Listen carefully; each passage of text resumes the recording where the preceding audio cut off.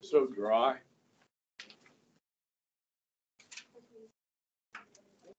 Yeah. I assume everybody needs one of these. You didn't print them off ahead of time. Maybe some of you did. Sometimes you have a student that does that, you know, like gets out ahead of things. Jack, you need to shave your mustache. Yes. Yes. All right. 70s called. The 70s called and they want their mustache back.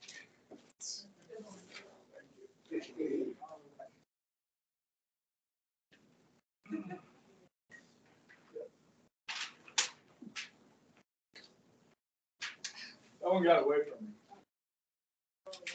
Thank you. Okay, so you guys see this review sheet, right?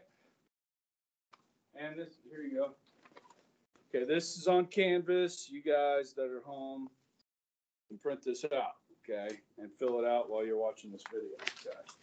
All right, the test. There are 10 matching.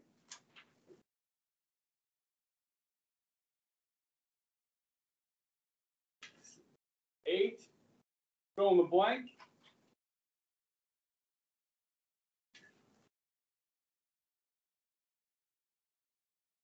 12 multiple choice. And I threw in 2 more. Fill in the blank. And then a long answer question, which you might be able to figure out by looking at the bottom of your review sheet.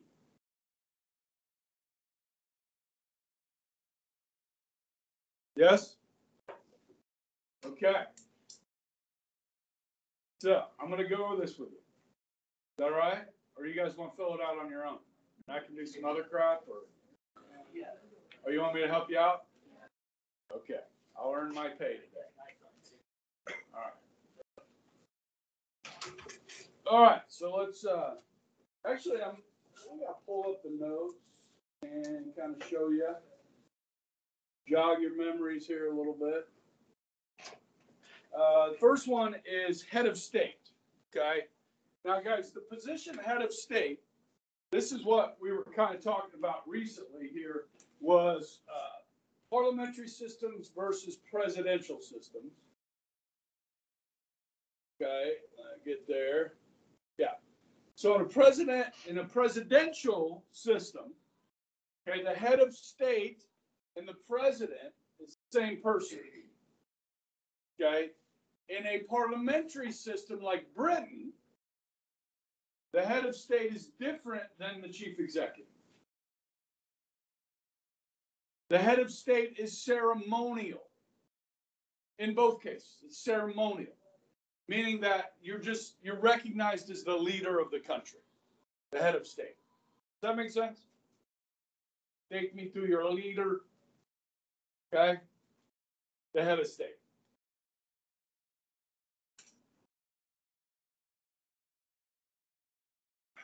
Monarchy. How do you become a monarch?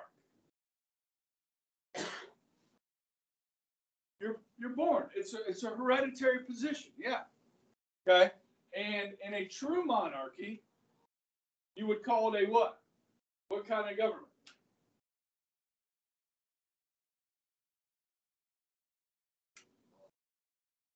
It could be totalitarian, but definitely it's a dictatorship. Yeah. Okay. Monarchies are dictatorships. And now, remember, a constitutional monarchy, like Britain, okay, you do have a monarch, but the monarch has no power. Because it's a constitutional monarchy. The Constitution gives somebody else in the government the power. Not the king or the queen or the emperor. Okay? None of that. Okay. Public good just means public interest. Okay? And again, remember, when I use the term public, generally means the government. People, we make up the government. The public good is the public interest.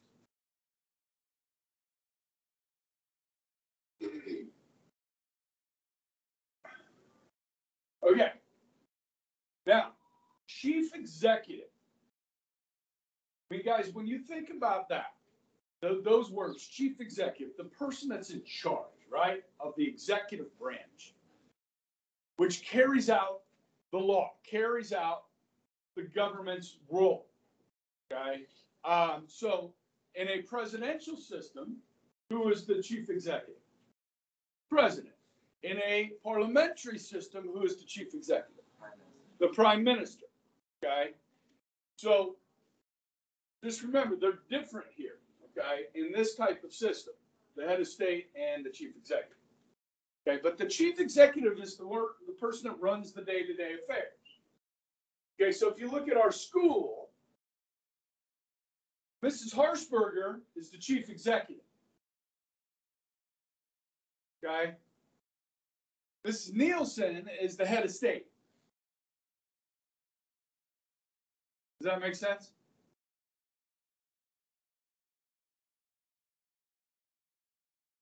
All right. John Locke, English philosopher.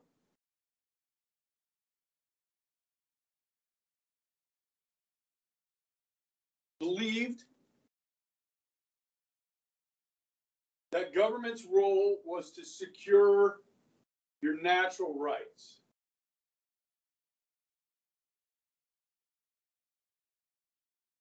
Okay. Government's role is to secure people's natural rights, which are life, liberty, and property. Okay. Obviously, he proposed a social contract. Okay. Which is an agreement between people and government, social contract. Okay, we have 5 functions of government. Okay, 5 functions. Okay, now this will show up like in a multiple choice type question. You won't have to list these. So, which one of them is not a function of government type question? Okay, so if you know these 5, then you should be able to answer the question. So, maintaining order, providing services, resolving conflict, promoting values, and national security.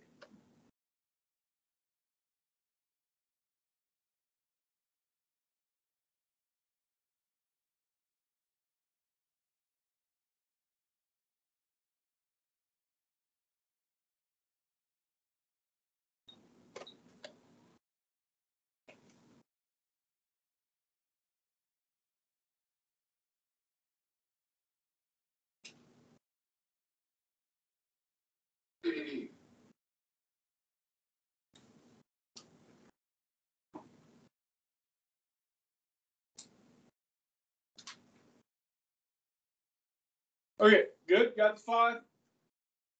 Going to move on to social contract. Again, a social contract is an agreement.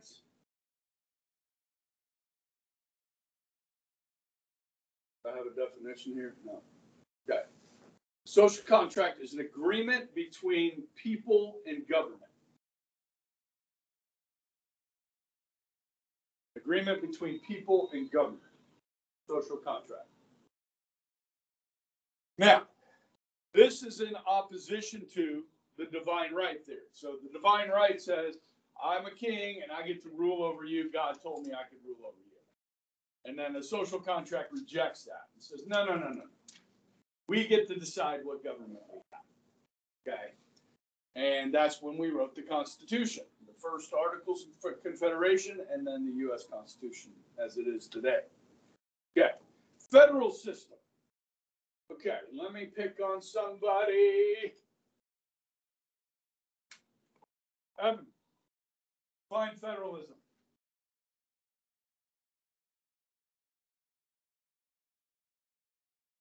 Okay, we got to remember this, right? This needs to be one that you can recall anytime. Anybody define it off the top of their head? We're going to give a shot, Wilson. Okay, yeah, national, right? State and local. So the sharing or division of power between national, state, and local governments. Exactly. Good. Okay, that's what we're looking for right there. Let me pull it up. Yeah.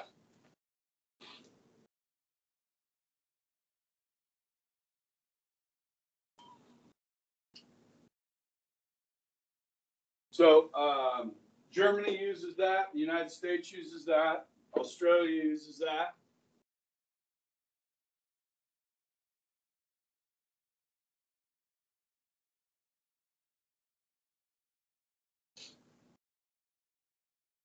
Okay.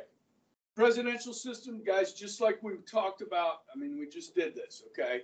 So remember, the two branches, the executive and the legislature, are separate. Remember when I told you President Obama ran in 2008? He was a member of the Senate, was elected president. You can't be in both.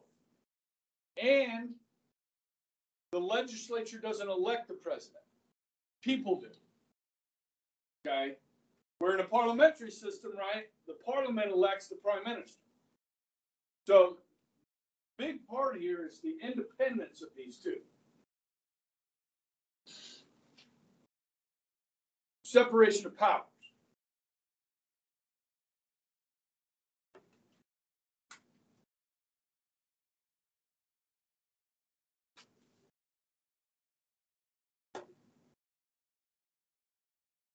And just knowing that the president is both head of state and chief executive.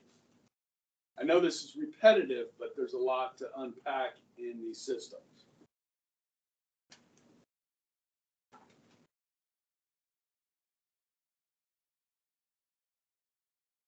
Where'd that go?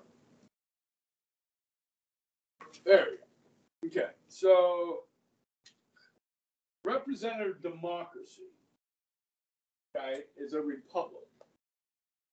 Representative democracy is a republic. Remember this, the people elect a small group to represent us. Democratic parties, we get to vote. The representative part is electing our representatives.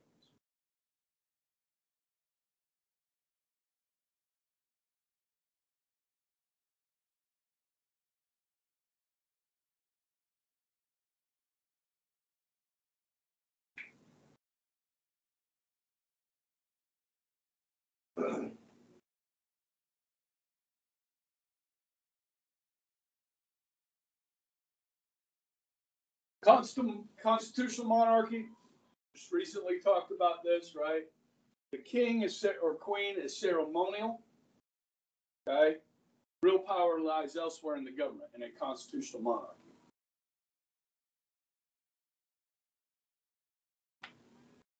So, of course, we use Britain here, but also countries like Denmark, Netherlands,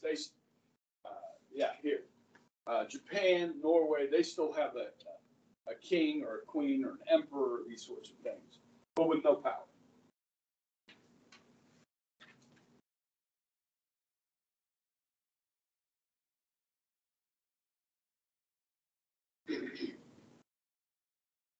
Okay, unitary systems. Okay, so again, we're talking about levels of government here. Okay, and a lot of students miss this on the test. Okay, so pay attention. Okay, all legal powers held at the national level. National government is the big unit. Unitary, the big unit. Okay, and they control everything. Not a dictatorship, but you do put power in the hands of a small group of people at the national level.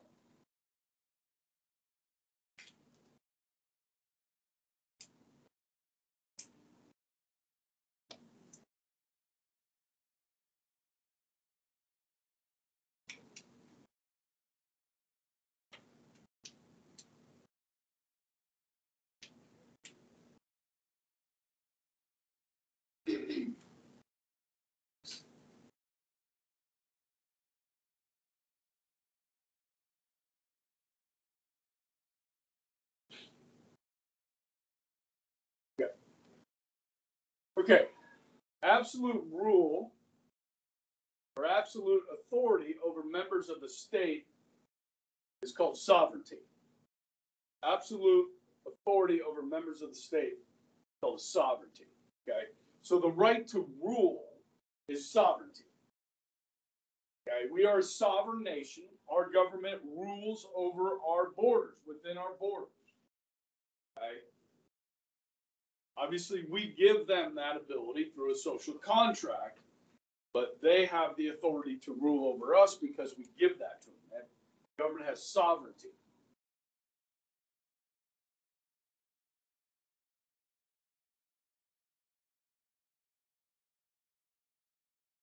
Okay, back to a parliamentary system at the very end.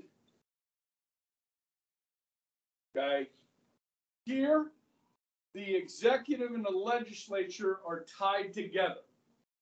The executive and the legislature are tied together in a parliamentary system. So in order to become the prime minister, you must be a member of parliament. You must be in the legislature in order to be elected prime minister, become the executive. They elect, the legislature or the parliament elects the prime minister as well. I think I've probably hit you over the head of this so many times, you've got to remember. Okay.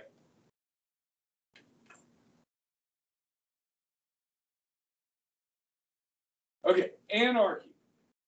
And I don't think I have that in the notes, but it means absence of laws or absence of government. Anarchy. The purge.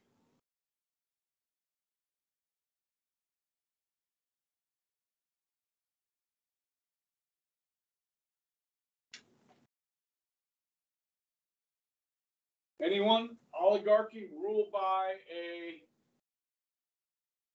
Anyone?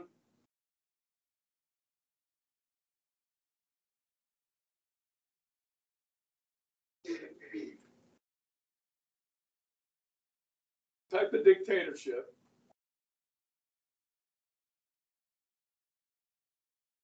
Ruled by a few or by a small group of people. And the example I used here was China. So the Communist Party, okay, if you're a member of the Communist Party, you're part of the oligarch. Okay, you're an oligarch. And you get to choose the leader, that small group.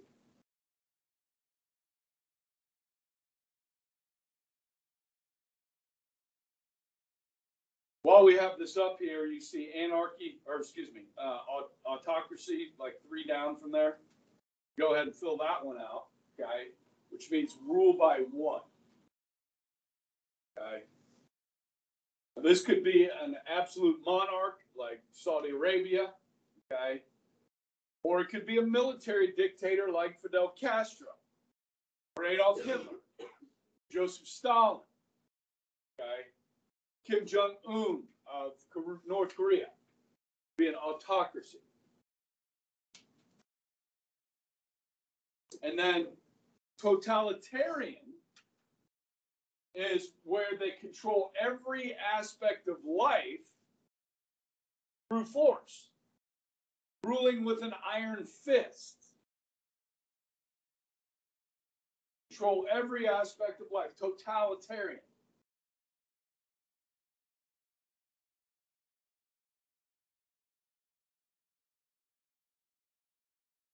And then you've got dictatorship up here. Power concentrated in the hands of a single person or a small group. Okay? Guys, dictators only answer to themselves. Dictators do not answer to the people.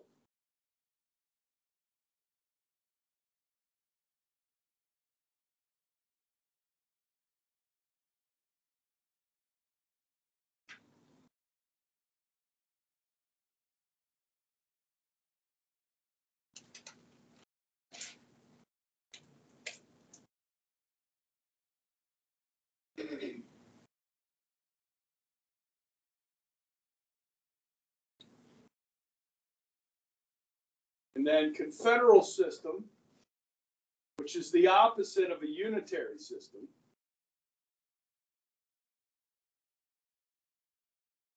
Okay? Independent states joining together for common goals. Our first constitution, obviously, the Articles of Confederation. We tried this. Didn't work well for us. But all real power is held at the state and local level. Okay? The national government has very little power. Confederal.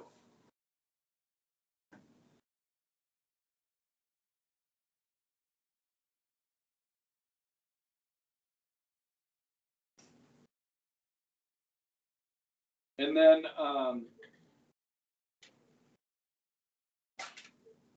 looks like I have dictatorship on her twice. And democracy, okay, means rule by the people. Okay. Greek.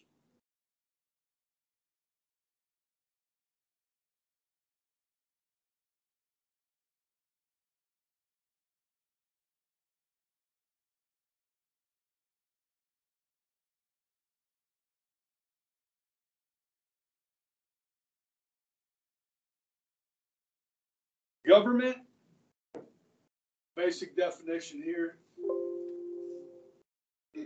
Institution with the power to make and enforce laws for the people.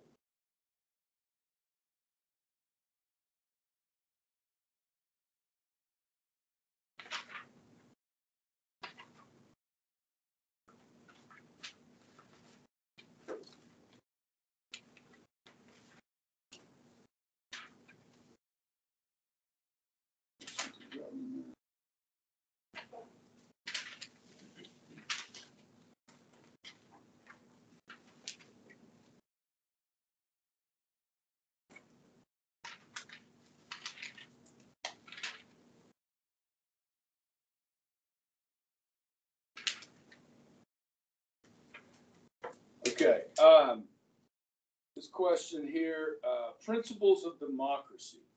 Okay, this is not in our notes, but in your homework. Okay, there are 5 principles of democracy. They can be found on page 23. I'm going to list them for you. Okay, the worth of the individual. Worth of the individual. All people are created equal, deserve an opportunity to pursue their potential. The worth of the individual. The second key principle of American democracy is the rule of law.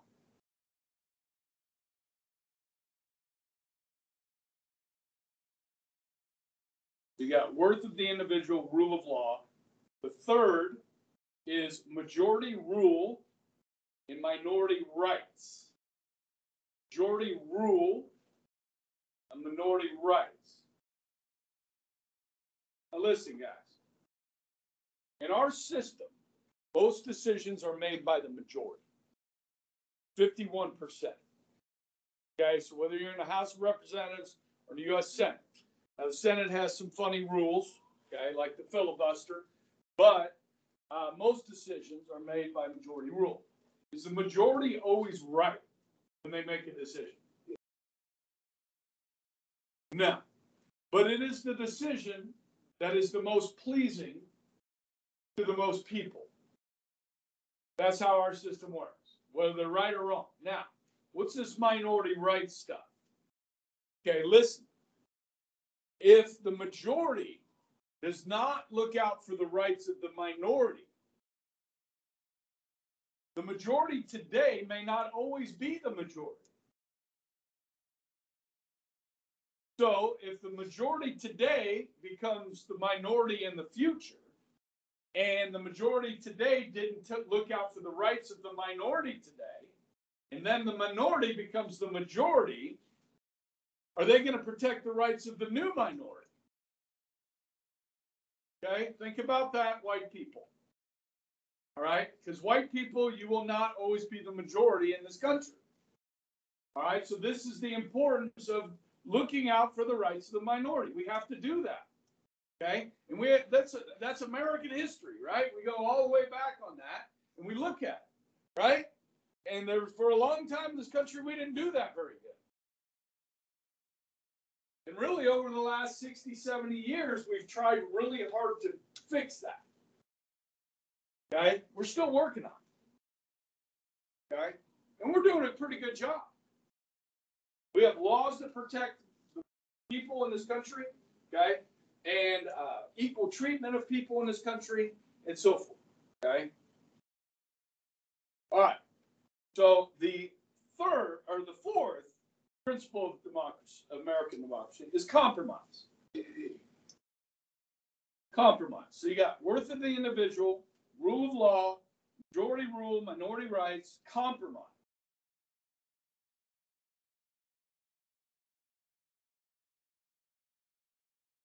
So even though we may have different views, we can join together and reach agreements. Okay, sometimes.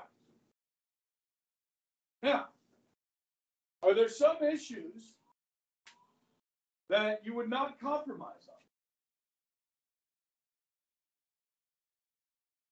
Like what? Would abortion be one?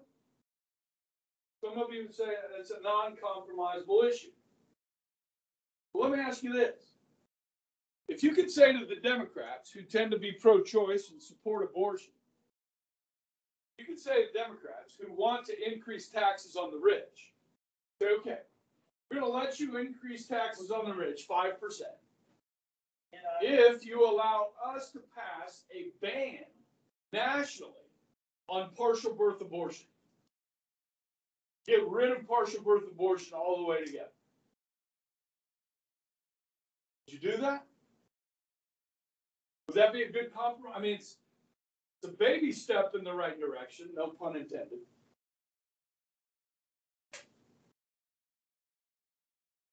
Huh?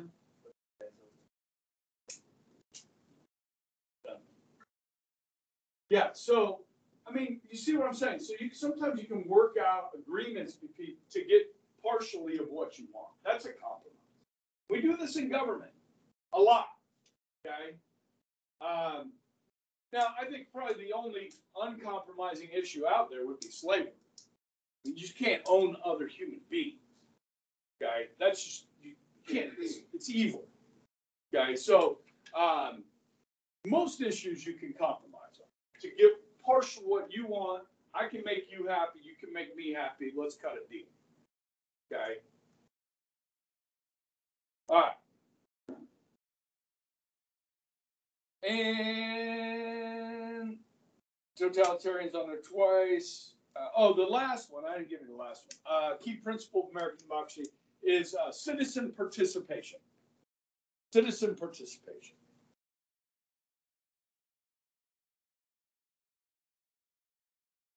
Guys, we need to pay attention. We need to keep an eye on our government. If we don't do a good job keeping an eye on our government, then our government runs roughshod over us. Okay, so now, if you're an uninformed voter and you don't pay attention to what's going on in the world and you're not educated, does it bother me if you don't vote? No, it doesn't bother me. Because your uneducated vote could cancel out my educated vote. But if you are educated and you do pay attention to what's going on and you vote opposite of me, then that's okay. You got a different opinion than I do. Okay? But if you're uneducated, okay with me if you stay home. I know you're hearing that from a government teacher, but I mean it. Be educated. Be, pay attention to what's going on in the country. Okay? All right. And that's the 5 principles of American democracy. Totalitarian, we already did. And majority rule just means half plus 1 is a majority. Okay? Like I said, most decisions in this country are made by that.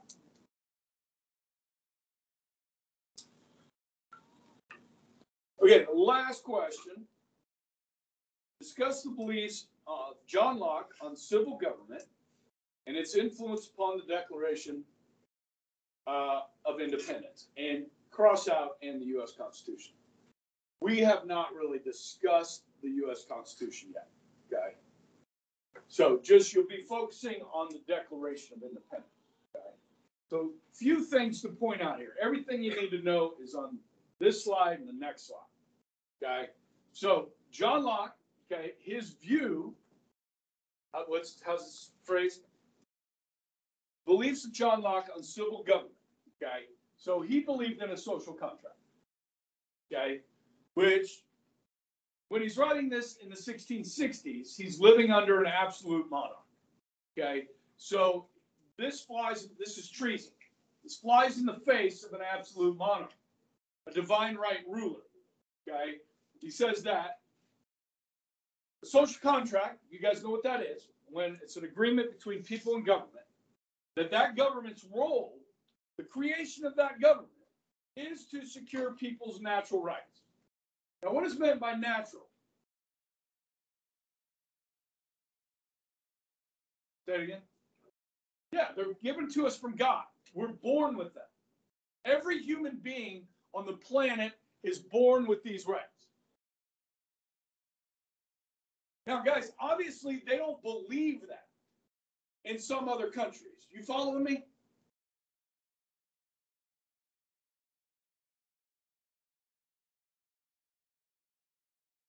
These rights are life, liberty, and property. Okay? Governments that do not secure these rights may be overthrown. So this is, guys, exactly what the founders said in the Declaration of Independence. It said the king and the parliament is abusing our natural rights. And we have a right to overthrow that. Okay, so they're using this philosophy as reasoning for the American Revolution and for independence. Okay? Limited government relies on the consent of the governed, not God. We give government the right to rule over us. God didn't give a king or a queen the right to rule.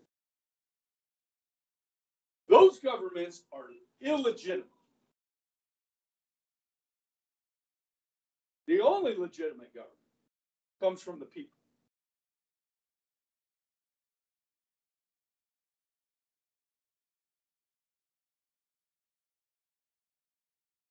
If you remember anything from this class, long-term memory wise, okay, guys, please remember this, that if rights are given to us by God, they can't be taken away. If rights are given to us by man, they can be taken away. Okay, that is freedom. That is liberty.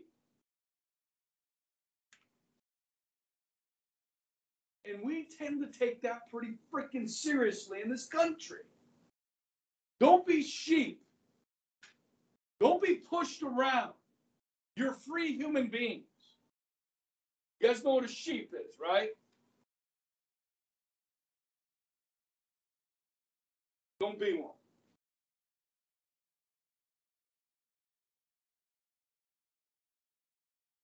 All right, so we come over to the Declaration, okay? It's really in here. Now, Jefferson that writes is not plagiarizing, but he's close, okay? So just echo the same things, where Jefferson says, that we have these rights, okay, these truths, that all men are equal, endowed by God, with certain rights, unalienable. Now, they argued over this word, okay? Ben Franklin and Thomas Jefferson argued over this word. Unalienable, inalienable, what was the correct word to use there, okay? And John Adams was involved with this as well, okay? There were 5 men that wrote the Declaration of Independence. Now, Jefferson wrote it, but there were 5 men on the committee, and they, critiqued Jefferson, all right?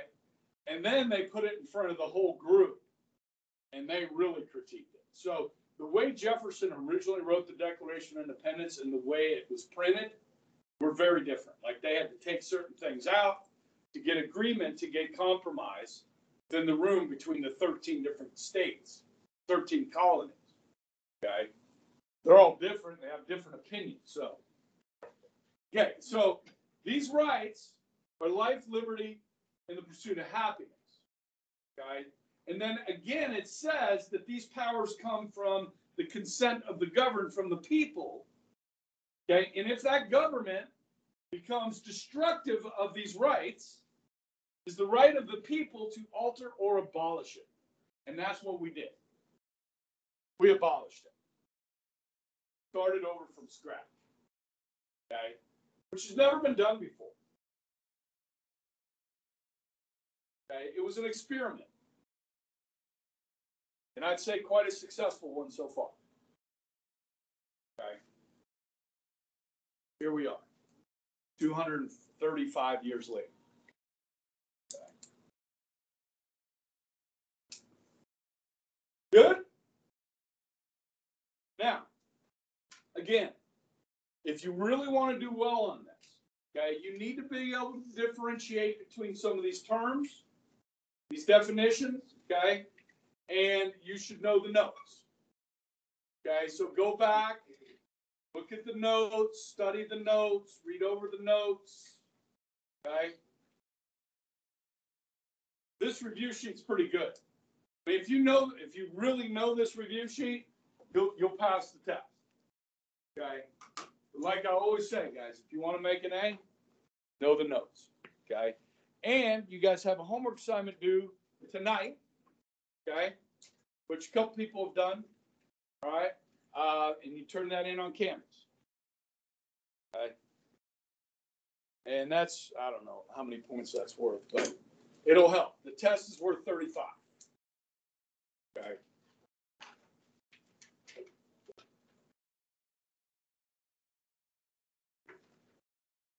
Yes.